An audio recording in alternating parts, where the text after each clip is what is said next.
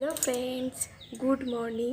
Welcome back to my channel. আশা করছি তোমরা সকলে খুব ভালো আছো। আমিও খুব ভালো আছি। আর আজকে হচ্ছে মঙ্গলবার, আর এখন বাজে হচ্ছে কি 12টার সময় থেকে আমি আমার ভিডিওটা স্টার্ট করছি। তো আজকে স্নান কমপ্লিট হয়ে গেছে। স্নান করে এখনও চুল ভিজে, দেখো মাথায় গামছা দেওয়া এখনও খুলিনি। আর আজকে একটু শাড়ি পরলাম, কারণটা বলছি। কারণটা হচ্ছে কি, পয়লা মে মানে শনিবার ছিল, তো সেদিনকার আমার হাজব্যান্ডের দাদু মানে আমার শাশুড়ি মার বাবা, সে মারা যায় কোনো অসুখ ছাড়াই। হঠাৎ করে স্ট্রোক করে, তো মানে ট্রিটমেন্ট করাতে ডাক্তার ডেকে আনা সেই একটুখানি সময়ও নেয়নি, স্ট্রোক হয়ে সাথে সাথেই মানে মারা গেছে 15 মিনিটের মধ্যেই। আর সেরকম যে তার রোগ ছিল সেরকম কিছুই না, একদম সুস্থ মানুষ, কথা বলতে বলতে মারা গেছে। তো খারাপ খবরের উপর খারাপ খবর এসেই যাচ্ছে। তো যাই হোক, আজকে যেহেতু মা বড়, মানে দাদু 2 সন্তান, একটা হচ্ছে ছেলে আর মা হচ্ছে বড় সন্তান, মানে 2 ভাই বোন মারা। তো মেয়েদের তো 3 দিনের পর কাজ করতে হয়। তো মা আজকে বাড়িতে শ্রাদ্ধ করছে, দাদু শ্রাদ্ধ শান্তির কাজ করছে, সেই কারণেই শাড়িটা পরলাম। যদিও সচরাচর আমার শাড়িটা পরা মানে পরি না, বাড়িতে বলো বা কোথাও গেল, মানে কুর্তি, তারপর হচ্ছে কি লং গাউন এইসবই পরা হয়। এই নয় যে আমি তার মানে শাড়ি পরতে ভালোবাসি না, আমি কিন্তু শাড়ি পরতে খুব ভালোবাসি, কিন্তু শাড়ি পরে আমি অতটা কমফোর্টেবল ফিল করি না। এই কারণেই আমি সবসময় মানে ওগুলোই বেশি পরি, আর শাড়িটা অতটাও পরি না। শাড়িটাই, আর আমি কেন, প্রত্যেকটা বাঙালি মেয়েরাই আমার মনে হয় শাড়ি পরতে খুবই ভালোবাসে। তো যাই হোক, সকাল থেকে তো প্রচুর কাজ ছিল ওই 12টার মধ্যে, তাও সবাই মিলে, মানে মা তো কোনো কাজ করতে পারবে না এখন, আমি মানে আমার শ্বশুরমশাই, বাবা আর আমার হাজব্যান্ড, এই 3 জনে মিলে এই 3 দিনে প্রচুর কাজ করেছি। ওখান থেকে আসার পর কাচা কুচি সব নিজেরাই করতে হয়েছে, 3 জন মিলেই করেছি, তাও কাজ শেষ হচ্ছে না। কারণ কোভিডের সময়, আর ওই সময় সব কিছু পরিষ্কার পরিচ্ছন্ন রাখতে হবে, সেই কারণেই। যদিও আমি কাঁচা কুচিটা তো কাজের লোক দিয়েই করানো হয়, আর কোভিডের সময় সেটাও ছাড়িয়ে দেওয়া হয়ে গেছে, সেই জন্য একটু 2 দিন চাপ পড়ে গেছে কাজের। তাও আজকে তাড়াতাড়ি সকাল সকাল মানে কাজবাজ সেরে নিলাম। সেরে নিয়ে ভাবলাম না, আজকে ব্লগটা স্টার্ট করি। আজকে দাদুর শ্রাদ্ধ শান্তির কাজ আছে, কদিন তো এত বিজি ছিলাম, সেই জন্য মানে ব্লগ স্টার্ট করিনি, করতেও পারিনি, সময়ও পাইনি, সেই কারণেই করতে পারিনি আর কি। তো চলো, দাদুর তো শ্রাদ্ধ শান্তির কাজ শুরু হয়ে গেছে, ব্রাহ্মণ মশাইও এসে গেছে, আর চলো তোমাদেরকে দেখাই ওই জায়গাটায়।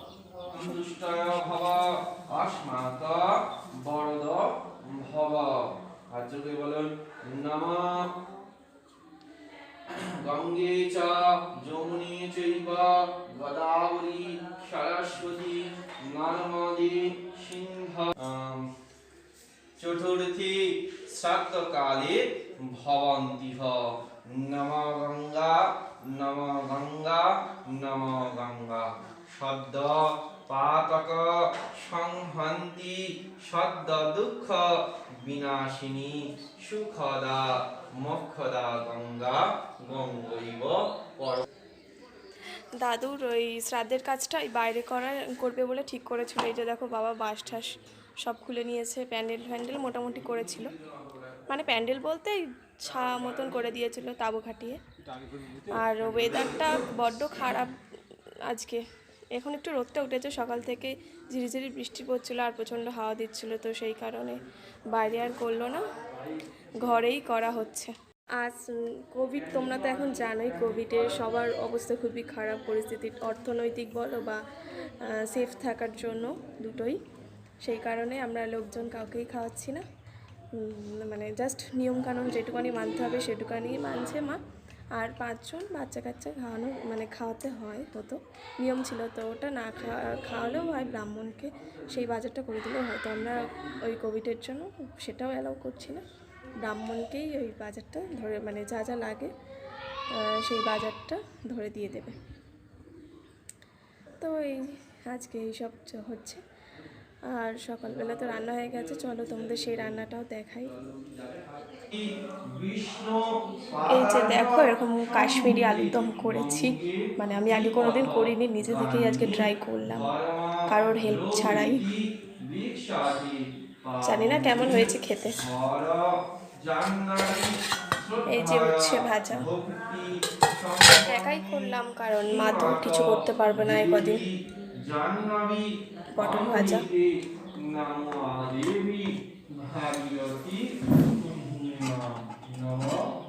আর এখানে আছে ডাল। ডাল করতে গিয়ে আমি আজকে পুরো নাজেহাল হয়ে গেছি। আমি আগে জীবনেও ডাল করিনি। ওই কি সোমবার দিতে বলে না কি, আমি সেটাও মানে করিনি কখনো। তো ওই সোমবার দিতে গিয়ে নাজেহাল হয়ে গেছি পুরো। বাপরে বাপ, যেই মানে তেল দিয়ে দেয় না সোমবার, তেল আর কী সব ফোড়ন টোড়ন দেয়, ওই তেলে ওই সব কী সব দিয়ে ফোড়ন টোড়ন দেয় না, মা যদিও বলে দিয়েছে যে এগুলো দেয়, আমি সেগুলো কি চন্দনী ফোড়ন নাকি একটা বেশ ভুলে গেছি না, মা দিয়ে দিয়েছে গিয়ে। মা তো ধরতেও পারবে না। আর তখন আমার হাজব্যান্ডও ঘরে ছিল না, আর বাবাও ঘরে ছিল না, ওরা সব শ্রাদ্ধের জন্য মানে বাজার করতে গেছিলো। আমি একদম ঘুম থেকে উঠেই রান্না করা স্টার্ট করে দিয়েছি, কারণ ওইসব আমি মানে ফেলে রাখতে আমার ভালো লাগে না। কখন করব পরে, ওই জন্য আর করিনি। ঘুম থেকে উঠে 8:30টার সময় স্টার্ট করে দিয়েছে। আর তখন তো ওরা বাজারে ছিল, আমার হাতে হাতে যে মানে হেল্প করবে সেটাও সম্ভব হয়নি, ওরাও খুব বিজি ছিল। তো ওই তেলের মধ্যে ডালটা ছাড়লে তো চড়বো করে ফুটে ওঠে, আর ওই ফোড়নের যা ঝাঁঝ নাকের মধ্যে পুরো ঢুকে গেছে, কি অস্বস্তিকর। বাপরে বাপ, আমি ডাল করে বলছি আমি আর জীবনে ডাল করবো না। কি কষ্ট ডাল করে। অন্য তরকারিতে কিন্তু এত প্রবলেম হয় না, ডালটা করতে যতটা প্রবলেম হয়। তো আমি যাই ওখানে গিয়ে বসি একটু তাদের ওখানে। এখন একটু মানে ব্রেক টাইম, অর্ধেক করে এই কাজটা নাকি। তো কিছুক্ষণ করে একটু জল টল খেয়ে নিয়ে আবার বসবে। আর এই যে হচ্ছে ব্রাহ্মণ, ইনি আমাদের বিয়েও দিয়েছিল, হাইজ্যাক করা হয়েছিল এনাকে, সেই স্টোরিটা পরে শোনাবো। আর ইনি খুব ভালো বিয়েও দেয় প্লাস পুজোও করে, তোমরা চাইলে কন্ট্যাক্ট করো। হ্যাঁ, ঠিকানা দিয়ে দেবো। যদিও আমি রান্না বান্না আগে করিনি কখনো বিয়ের আগে, এই বিয়ের পরেই এসে টুকটাক যা করি, মানে মাই বেশিরভাগ রান্না বান্না করে, আমি সেরকম করি না। তো যেটুকুনি শিখেছি মায়ের কাছ থেকেই শিখেছি, যে কোনো রান্না মা বলে দেয় আমি করি। তো আগের থেকে অনেক ভালোই পারি এখন। মানে বিয়ের প্রথম তো একটু রান্না করতে দেয়নি, তাও এই 3-4 মাস পরে শিখেছি কিছু, তাও ভালোই শিখে গেছি। তো চলো যাই একটু শ্রাদ্ধের ওখানে মানে কাজের ওখানে গিয়ে বসি, আবার একটু পরে কথা বলবো। এই যে দেখো, এই সরাটাতে এখন মাছ ভাজা হবে, দাদুকে দেওয়া হবে মাছ ভেজে। উনুনে করলে ভালো হতো, কিন্তু আমাদের উনুন নেই, সেই জন্য এই গ্যাসেই করা হবে। গ্যাস ট্যাস মানে পরিষ্কার করে মাজা টাজা আছে। এই যে তেল দিচ্ছে, একটু ছোটো মাছ আনলে ভালো হতো, মাছটা অনেকটা বড় এনে ফেলেছে, যদিও দাদু খুব মাছ খেতে ভালোবাসে, তো এই জন্যই আর কি ধরছেও না, এত বড় মাছটা এনেছে।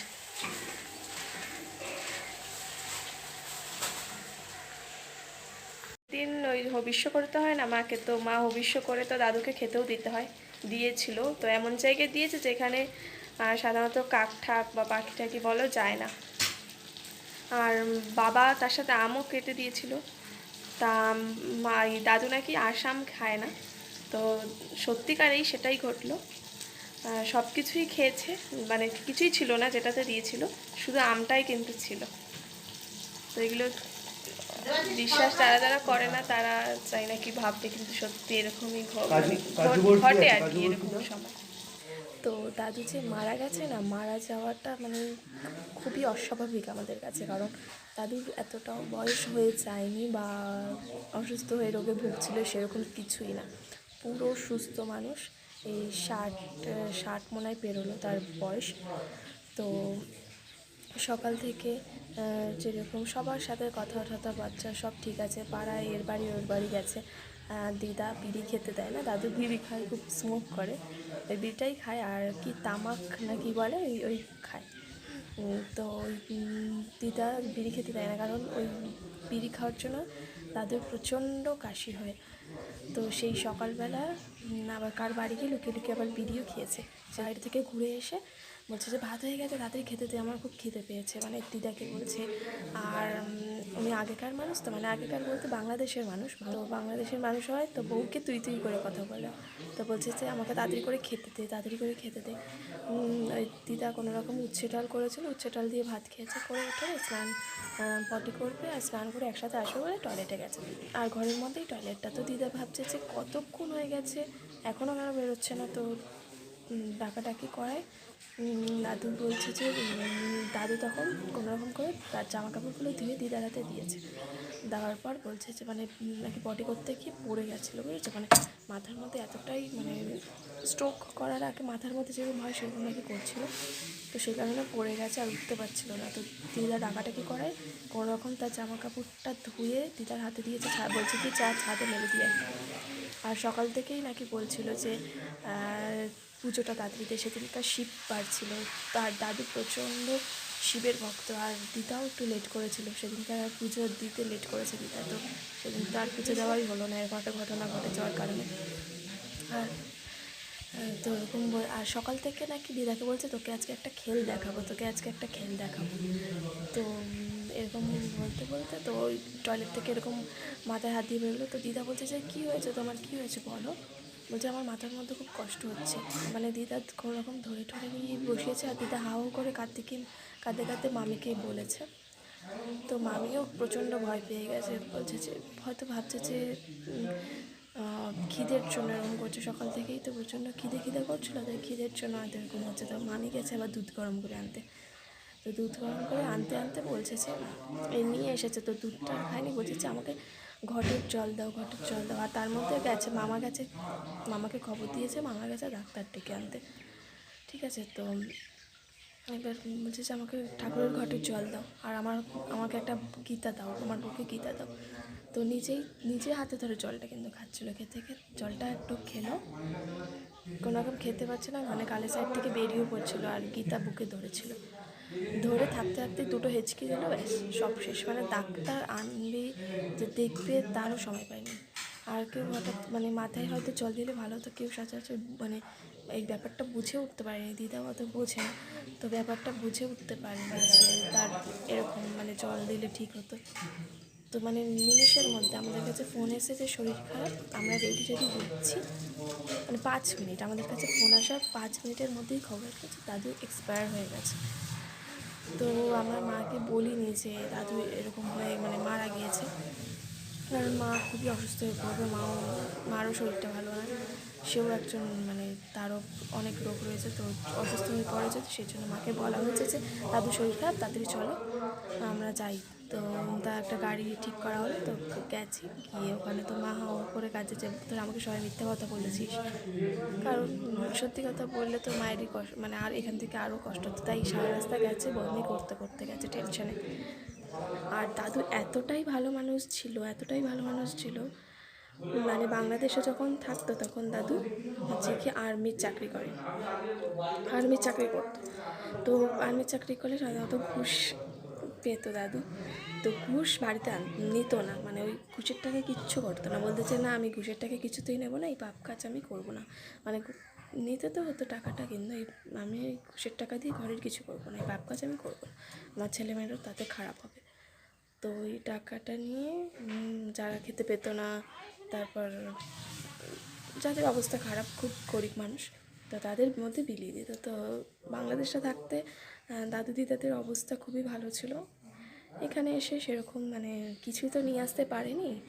আর আগেকার মানুষদের তো সোনা গয়না বা বলো অনেকই ছিল, যেই গ্রামে থাকতো দাদু সেই গ্রামে সব থেকে বড় মানে বড় লোক ছিল বাংলাদেশে যখন থাকতো তখন। তো এখানে এসে ওই সব তো কিছুই নিয়ে আসতে পারেনি, কারণ সেই সময়ে মুসলিমরা হামলা করছিল। আমি কিন্তু কারো ধর্মের বিরুদ্ধে গিয়ে কিছু বলছি না, জাস্ট যেটা হয়েছিল আমি যেটা শুনেছি দাদু দিদার মুখ থেকে সেটাই আমি বলছি। তো ওই সময় ওরকম ওরা হামলা করছিল বলে তো কোনো রকম পালিয়ে বেঁচে চলে এসে দাদুকে চাকরিটাও ছেড়ে দিতে হয়েছে, চাকরিটা ছেড়ে দিয়ে চলে এসছে ওখান থেকে। আসার পর কিছুই তো নিয়ে আসতে পারিনি, তো এখানে এসে দাদু প্রচণ্ড স্ট্রাগল করেছে, ভ্যান চালিয়েছে, মাটি কেটেছে, জোগাড়ে কেটেছে, কেটে আর মামাকে বলতে যে তুই তোর সংসারের কোনো খরচা টানতে হবে না, তুই শুধু জমিয়ে যা, আর জমিয়ে গিয়ে তুই শুধু সেভিংস কর, আমি সংসার চালাবো যে করেই হোক। তো অনেক কষ্ট করেছে, এখানে এসে জমি কিনেছে অনেক কষ্ট করে। তো সেই মায়ার সংসার ছেড়ে গেছে। যাই হোক, দাদু মানে একদিক থেকে ভাবতে গেলে দাদু খুবই মানে ভাগ্যবান। এরকম করে সাধারণত কেউই মরে না, একদম কোনো কষ্ট ছাড়া খুব ভালো। মানে আজ যেদিন গেছে সেদিন ছিল আবার শিববার, আর দাদু শিবের খুবই ভক্ত, খুবই ভক্ত। তো সেই বাড়ি সে গেল। তো একদিক থেকে ভালোভাবেই গেছে, কিন্তু দিদার তো খুবই কষ্ট হচ্ছে, মানে নিজের মনটাকে কিছুতেই বোঝাতে পারছে না। এবং হঠাৎ করে চলে গেল। অসুখ হয়ে মরলে হয়তো অতটা কষ্ট হতো না, যে অসুখ করছে তাড়াতাড়ি মারা গেছে, ঠিক আছে, কোনো অসুবিধা নেই। কিন্তু হঠাৎ করে গেল, তো দিদারও খুব কষ্ট হচ্ছে। সে সারাদিন শুধু ওই যে ঘরে দাদু থাকতো, দাদু আর দিদা থাকতো, সে ঘরে গিয়ে কাঁদছে, আর মাঝরাতে উঠে গিয়ে ওই ঘরে চলে যাচ্ছে। একা তাকে থাকতে দিচ্ছে না। তো মাঝরাতে সারা রাত না ঘুমিয়ে মাঝরাতে উঠে গিয়ে ওই ঘরে বসে বসে কাঁদছে একা একা সে। তো এরকমভাবেই চলছে। আর সে হচ্ছে গিয়ে খুবই ভালো মানুষ ছিল, আর বাবা মাকে তো সে ভগবানের মতন ভালোবাসতো। দিনে নাকি মানে 10 মিনিট অন্তর অন্তর শুধু বাবা মাকে প্রণাম করতো। আর তার যে মা, সে এখনও বেঁচে আছে, তার বয়স হচ্ছে কি কিন্তু 100-100-র ওপার হয়ে গেছে। তো আর দাদু হচ্ছে কি তার মার বড় সন্তান। আর অনেক কষ্ট সাধনার মানে দাদু দিদার মানে তার দাদুর মা বাবার বিয়ের 10 বছর পর দাদু হয়েছিল প্রথম সন্তান। তো অনেক কষ্ট করে হয়েছিল, তো সেই জন্য খুবই ভালোবাসে দাদুকে। তো নাকি বলেও নি যে তার মানে দাদুর মাকে বলাও হয়নি যে তার সন্তান মারা গেছে, যদি এত বয়স হয়ে গেছে, যদি তার ওর কিছু হয়ে যায়, সেই জন্য বলেও নি। সে নাকি সেদিনকার শুধু বলছে যে আমার হৃদকমল কেমন আছে বল না, আমার মনে হয় হৃদকমলের কিছু হয়েছে, আমার হৃদকমল মনে আর নেই। সে নাকি এরকম বলতে বলতে অসুস্থ হয়ে গেছে, ফিট হয়ে গেছে 2বার মতো। তো এটাই হচ্ছে। তো হঠাৎ করে চলে গেল। যাই হোক, ভালোভাবেই গেছে। আশা করছি যেখানে দাদু থাকবে ভালো থাকবে, সুস্থ থাকবে। তোমরাও সেই কামনাই করো। আর এখন তো দাদুর খাবারের মানে দাদুকে খেতে দেওয়া হবে, সে জোগাড় করা হচ্ছে। তো এই যে দাদুর সব খাবার দাবার দেওয়া হচ্ছে। কাশ্মীরি আলুর দম মানে যেগুলো আমি রান্না করেছি সেগুলোই দেওয়া হচ্ছে আলাদা করে।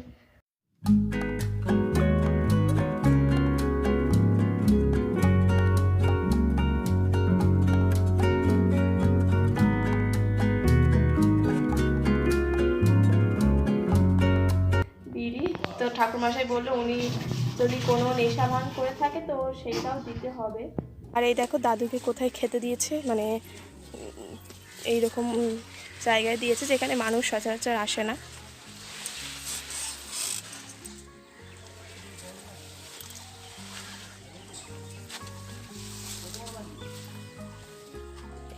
এরকম জায়গায় দিয়েছে। তো আমরা এবার চলে যাই, দাদু খেয়ে নেবে দাদুর সময় মতন, আমরা থাকলে দাদু খেতে পারবে না।